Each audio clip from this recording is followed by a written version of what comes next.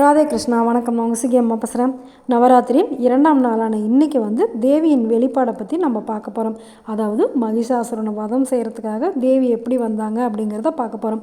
மகிஷன் யாராலையுமே தன்னை கொல்ல முடியாது அப்படின்னு வரம் வாங்கியிருக்கான். ஒரு பெண்ணால் மட்டும்தான் எனக்கு மரணம் வரணும் அப்படின்னும் அவன் வரம் வாங்கினதுனால அவனை யாருனாலையுமே ஒன்றும் பண்ண முடியல.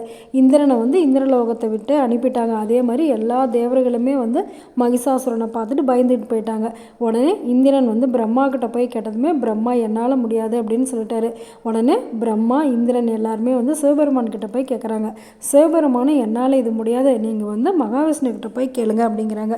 மகாவிஷ்ணு கிட்ட போய் எல்லாருமே பக்தவக்ஷலா, மகிஷாசுரன் ஒரு பெண்ணால் தானே மரணம் அடைவான் அப்படின்னு வரம் வாங்கியிருக்கான். பிரம்மா இப்போ தான் அந்த விஷயத்த சொன்னார். அந்த அசுரனை எப்படி கொள்வது அது நீங்கள் தான் பார்க்கணும் அப்படின்னு சொன்னதுமே உடனே மகாவிஷ்ணு சொல்கிறாரு, தேவர்களே, நான் செய்யக்கூடியதும் நீங்கள் செய்யக்கூடியதும் இனிமேல் ஒன்றுமே இல்லை. நாம் எல்லாருமே செய்ய வேண்டியதெல்லாம் செஞ்சிட்டோம். நம்முடைய சக்தியே இவ்வளவு தான். நம்மக்கிட்ட இருந்து படைத்தல், காத்தல், அழித்தல் முதலான சக்திகளும் ஏனைய சக்திகளும் எல்லாமே ஒன்றா திரண்டு ஒரு உருவமாக வரும். அது பெண் வடிவத்தோடு இருக்கும். மகாசக்தி தேவி என்ற அந்த பெண்ணால் தான் மகா கொடியவனான மகிஷாசுரனை கொன்றளிக்க முடியும். இனிமேல் அந்த சக்தி தேவியோட வருகையை தான் நம்ம எதிர்பார்த்திருக்கணும் அப்படின்னு சொல்லிட்டாரு. அதுக்கப்புறமேட்டு அந்த சக்தி நம்மால் காணப்படும் எதிலிருந்தாவது தான் தோன்றுவாள் அல்லது நம்மிடமிருந்தே வெளிப்படுவாள்.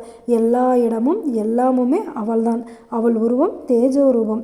அந்த தேஜோ ரூபம் தான் நம்மிடம் எல்லாம் அத்வைதமாக இரண்டர கலந்து பிரகாசிக்கிறது. நமது எண்ணத்தையும் அந்த சக்தி தேவி அறியாமல் இருப்பாளா?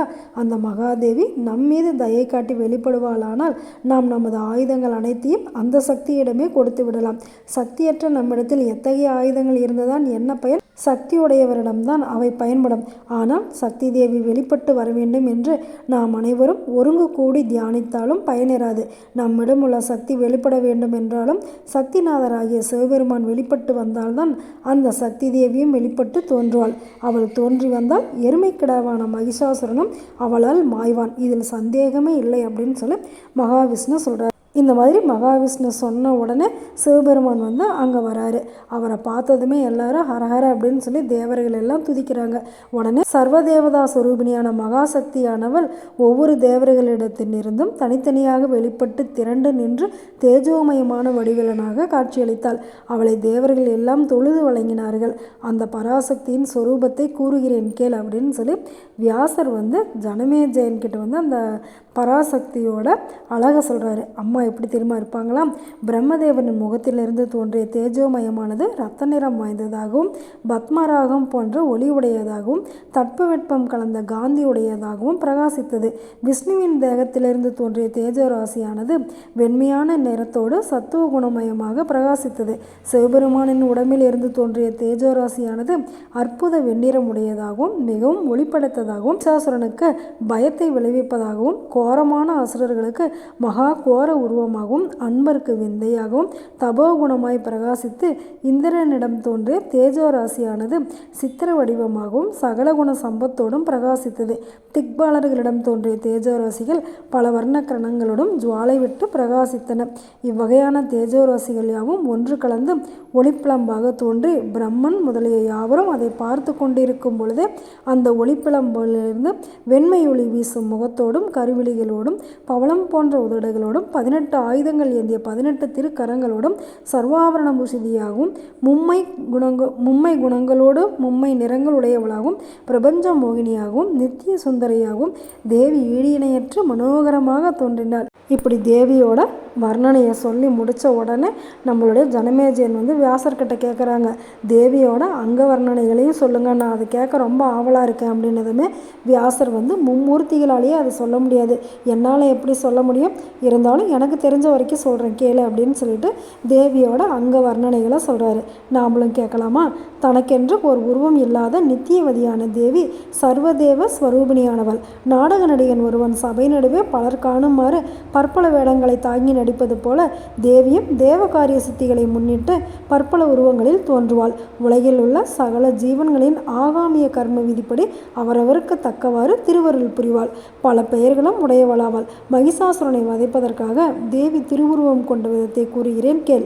அவளுடைய திருமுகம் சங்கரரின் தேஜராசிகள். நீண்ட நுனி சுருண்ட மேக வர்ணமாக விளங்கும் அவளுடைய மனோரம்யமான கூந்தல் யமனின் தேஜராசிகள். மன்மதனின் விற்போல் வளைந்தும் கருத்தும் அழகாக விளங்கும் அவளுடைய புருவங்கள் சந்தியாதேவியின் தேஜராசிகள். கருப்பாகவும் சிகப்பாகவும் வெண்மையாகவும் விளங்கும் அவளுடைய 3 கண்கள் அக்னியின் தேஜராசிகள். எள்ளுப்பூ போன்ற குவிந்த மூக்கு குபேரனது தேஜராசிகள். சமமான வரிசையோடு அழுக்கற்று ஒளி வீசும் அவளுடைய பல்வரிசைகள் பிரம்மதேவனின் தேஜராசிகள். அவளுடைய மேலுதொடு வேல்முருகனின் தேஜராசிகள். கீழுதொடு அருணனின் தேஜராசிகள். மூங்கிலை போன்ற 18 கரங்கள் மகாவிஷ்ணுவின் தேஜராசிகள். சிகப்பு நிறமான அவளுடைய நகங்கள் அஷ்டவசுக்களின் தேஜராசிகள். மார்பு கும்பங்கள் சந்திரனுடைய தேஜராசிகள். 3 ரேகைகளோடு கூடிய அவளுடைய இடை இந்திரனின் தேஜராசிகள். துடைகளும் முழங்காலும் வருணதேவனின் தேஜராசிகள். பிருஷ்டபாகங்கள் பூதேவியின் தேஜராசிகள். நிதமம் விபுலனுடைய தேஜராசிகள். இவ்விதமாக தேவர்களின் தேஜராசிகள் யாவுமே அவளிடத்தில் ஒருங்கே அமைந்திருந்தன. இத்தகைய சர்வமங்களகரமான தேவியை தேவர்கள் தரிசித்து வணங்கி ஆனந்தப்படும் போது தேவர்களின் ஆயுதங்களிலிருந்தும் தேஜராசிகள் வெளிப்பட்டன. அவற்றை கண்டதுமே திருமால், தேவர்களே, நம் ஆயுதங்களில் உள்ள தேஜராசிகளும் தேவியின் சக்தி வடிவங்களாகியால் அவற்றை தேவியிடமே கொடுத்துடலாம் அப்படின்னு சொல்கிறாரு. உடனே எல்லா ஆயுதங்களையுமே தேவி கிட்ட கொடுத்துட்றாங்க. அதுக்கப்புறமேட்டு தேவி மகிஷாசுரன் கூட போரிடுறதுக்கு தயாராகிடுறாங்க. தேவி கூட நவசக்திகளும் போகிறாங்க. அவங்க எப்படி வந்தாங்க அப்படிங்கிறத நாளைக்கு பார்க்கலாம். அது நினைப்போம், நல்லதே நடக்கும், ஆனந்தமாக இருப்போம். Okay, bye. ராதே கிருஷ்ணா.